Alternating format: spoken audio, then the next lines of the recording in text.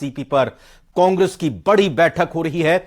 दरअसल एक कांग्रेस इस पूरे मसले को आगे तक ले जाने की चुनाव में कोशिश कर रही है और बीजेपी पर यह कहें कि घेरने की रणनीति के तौर पर कांग्रेस की इस मीटिंग को देखा जा रहा है, माना जा रहा है। पीसीसी वॉर रूम में रणनीति को लेकर मंथन हो रहा है। पूर्वी राजस्थान में कांग्रेस माना जा रहा है कि यात्रा निकालेगी, इसी को लेकर रणनीति तैयार की जा रही है। बैठक में यात्रा की रणनीति पर चर्चा हो रही है। इस बैठक में सीएम गहलोत, प्रभारी रंधावा, अध्यक्ष डोटासरा मौजूद हैं। सीपी जोशी, ममता भूपेश, प्रसादी लाल मीणा भी इस मीटिंग में शामिल हैं। तो बड़े स्तर पर बड़ी तैयारी के साथ बड़े हमले के जरिए कांग्रेस की यह कोशिश कि ईआरसीपी के मसले को आगे लेकर जाया जाए। पीसीसी वॉर रूम में रणनीति को लेकर मंथन।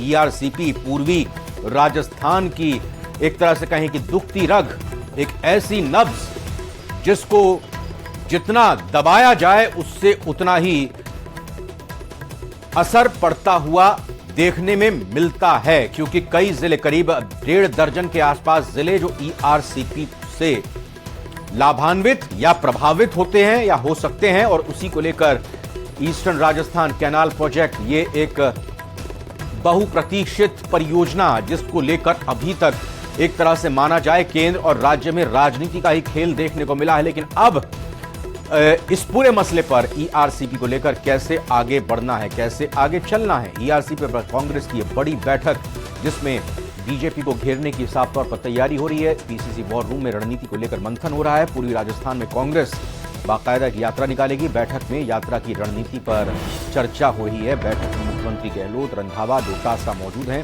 सीपी जोशी, ममता भूपेश, प्रसादी लाल भी इसमें शामिल हैं। अंदर की एक्सक्लूसिव तस्वीरें देखिए आप। मीटिंग में सभी जो वॉर रूम के अंदर नेता हैं वो मौजूद हैं और ईआरसीपी को लेकर कैसे आगे चलना है, कांग्रेस के स्टैंड को कैसे रखना है, बीजेपी को कैसे घेरना है, क्या रणनीति रहे ईआरसीपी को लेकर। क्योंकि लगातार हमने देखा कि केंद्र सरकार ये कहती है कि ईआरसीपी की बैठकों में राजस्थान की सरकार की तरफ से नुमाइंदे नहीं आते हैं, उस पर आगे अमल नहीं किया जाता है, इस पर बढ़ा नहीं जाता है। वहीं राजस्थान सरकार की तरफ से या राजस्थान में कांग्रेस की तरफ से ये आरोप लगाए जाते रहे हैं कि ईआरसीपी का वादा तो किया गया बीजेपी की तरफ से, लेकिन सरकार चूंकि कांग्रेस की आगे, इस वजह से इस वादे को अधर में ही छोड़ दिया गया। पिछले दिनों कुछ चर्चा में बयान भी नेताओं के सामने आए, जिन बयानों के जरिए इस मसले ने और भी जोर पकड़ा।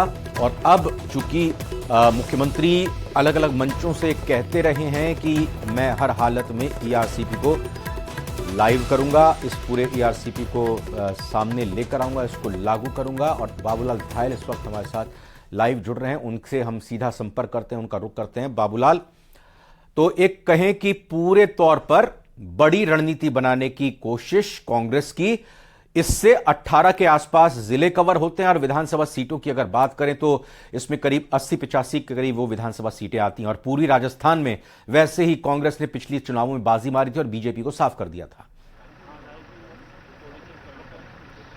जी बिल्कुल, इसलिए बहुत ही सोच समझकर फैसला लिया गया है। और जब चुनाव की घड़ी नजदीक है, जब आचार संहिता लगेगी, तब कांग्रेस पार्टी इस इलाके में रथ यात्रा निकालेगी, बड़े बड़े वाहन, बहुत सारे काम ऐसे करने वाली है पार्टी, जिससे कि इस इलाके के आवाम को ये भरोसा होगा कि कांग्रेस पार्टी ही ईआरसीपी बना सकती है और दूसरी पार्टियां सिर्फ और सिर्फ होते वादे करती हैं। इसलिए इशू को जो है कांग्रेस पार्टी ने जिंदा रखा पूरे 5 साल।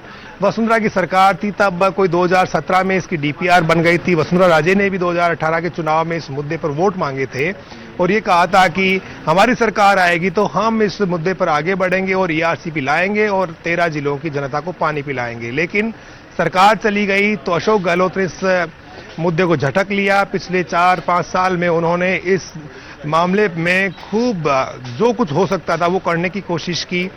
बजट एलोकेट किया, इस इलाके के जनप्रतिनिधियों के साथ में लगातार संवाद किया। जितने भी पंच पटेल हैं जो कि प्रभावशाली लोग हैं इस इलाके के, उनके साथ में उनकी बैठकों का दौर चलता रहा। और जब अब तैयारी पूरी मुकम्मल हो गई और जब लगा यानी कि इस इलाके के लोगों को कि नहीं सिर्फ कांग्रेस इसकी बात कर रही, बीजेपी बैकफुट पर आ रही है, बीजेपी इस मुद्दे पर बचाव की मुद्रा में है, सिर्फ और सिर्फ बयानबाजी की जा रही है, तब कहीं जाकर अब यात्रा निकाली जा रही है।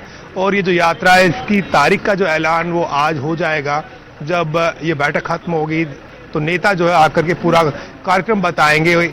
और ये भी उनके दिलो दिमाग में जो चीजें हैं कि मतदाता जो हैं इस मुद्दे से कनेक्ट हों और किसी भी तरह से पार्टी को इसका सियासी फायदा मिले, इसी के मद्देनजर सारा ताना बाना जो है वो बुना जाएगा। और अगले यानी कि 1.5-2 महीना है वो ईस्टर्न राजस्थान में ईआरसीपी का शोर चुनाव में खूब गूंजेगा और इस मुद्दे पर पार्टी वोट मांगेगी और ये कहेगी कि 14,000 करोड़ रुपया हमने रिलीज किया है, अगर केंद्र हमें राष्ट्रीय परियोजना का दर्जा नहीं देता है तो फिर हम लोग अपने पैसे के दम पर, अपने बजट पर इसे पूरा कराएंगे।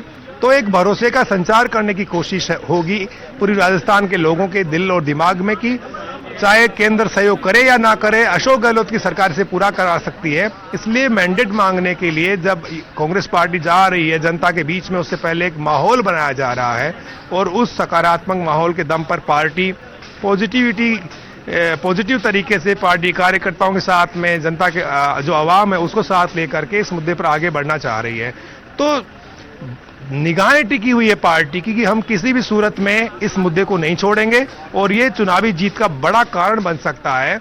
इसलिए अब जो है कांग्रेस पार्टी आज पिछले 2 घंटे से मंथन कर रही है, सारे के सारे नेता बैठे हुए हैं और उनसे सुझाव लिए जा रहे हैं कि कैसे कैसे काम करना है। और ईआरसीपी जो है, ईस्टर्न राजस्थान कैनाल प्रोजेक्ट, जो एक बड़ा मुद्दा बन चुका है इस इलाके में, उस पर जनता का ध्यान आकर्षित करके और चुनाव में कैसे वोट हासिल किए जाए उस पर भी चर्चा हो रही है।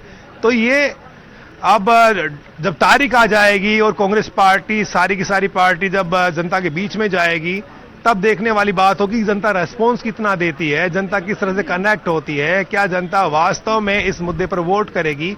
ये तो जब पूरी की पूरी पार्टी जनता के बीच में जाएगी तब जो माहौल बनेगा वो ही तय करेगा।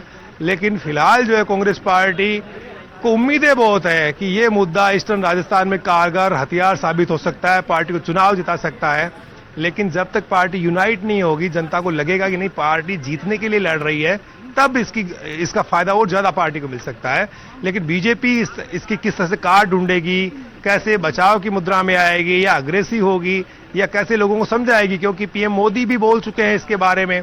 तो अब जो बयान थे पुराने नेताओं के, बड़े नेताओं के, उनको कांग्रेस पार्टी ने यानी कि झटक लिया है और जनता को वो बता रही है कि देखिए मोदी जी आए थे, उन्होंने वादा किया था कि हमारी सरकार जो है ईआरसीपी का निर्माण कराएगी और इसको राष्ट्रीय परियोजना का दर्जा दे देगी। लेकिन कुछ भी नहीं हुआ और केंद्र ने असहयोग का रवैया अपनाए रखा, जिसकी वजह से इस इलाके की जनता का जो सपना था वो पूरा नहीं हो पाया। अब यही देखना होगा कि क्या